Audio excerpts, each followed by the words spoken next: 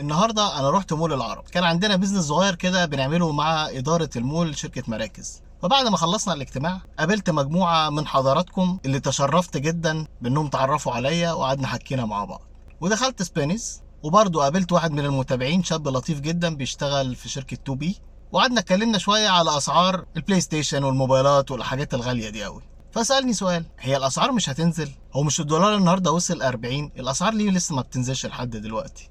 وده السؤال اللي معظم الناس بتسأله. فكانت إجابتي: إحنا مستنيين حاجة تحصل علشان الأسعار تنزل.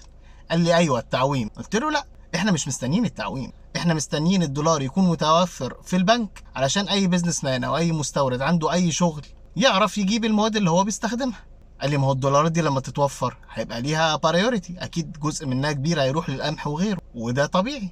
قلت له: لو إن الدولارات ما توفرتش للجميع بسعر رسمي أيا كان السعر، يبقى احنا كده في الاخر هنرجع تاني للسوق السوداء وهترجع تنتعش تاني، يبقى احنا ما عملناش حاجه.